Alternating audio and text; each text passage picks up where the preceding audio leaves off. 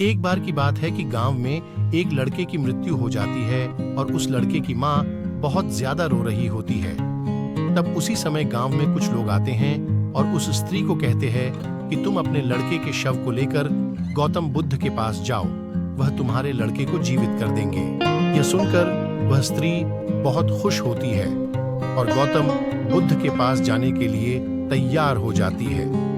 जिन लोगों ने उस स्त्री को गौतम बुद्ध के पास जाने की सलाह दी थी, असल में वह गौतम बुद्ध को नीचा दिखाना चाहते थे, क्योंकि वह लोग गौतम बुद्ध से नफरत करते थे।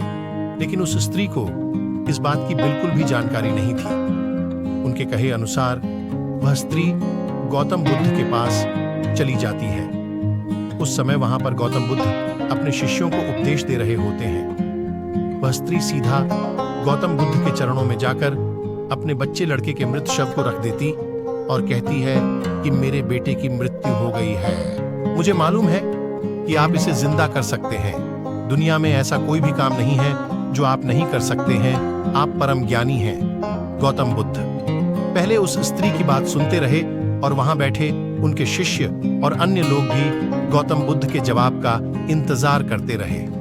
थोड़ी देर बाद गौतम बुद्ध ने कहा कि ठीक है, मैं तुम्हारे पुत्र को जीवित कर दूंगा। यह सुनकर वहां बैठे सभी लोग हैरान हो जाते हैं कि क्या यह संभव है।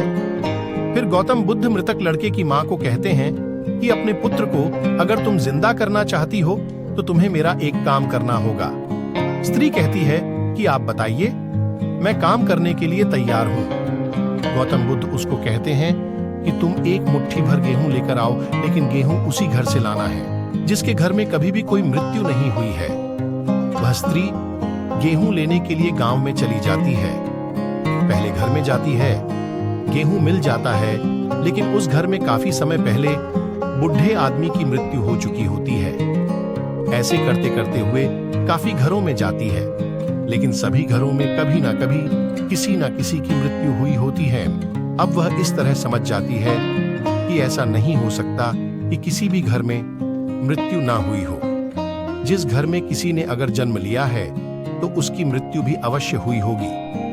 फिर वह स्त्री भी गौतम बुद्ध के पास चली जाती है और वहां जाकर गौतम बुद्ध के चरणों में जाकर बैठ जाती और कहती है कि आपने कुछ भी नहीं कहा, लेकिन मैं सब समझ गई कि जिसका जन्म हुआ है उसकी मृत्यु भी अवश्य होगी। चाहे वह इंसान सुंदर हो, करूप हो, बूढ़ा हो, जवान हो, अगर उसने जन्म लिया है तो उसकी मृत्यु अवश्य होगी।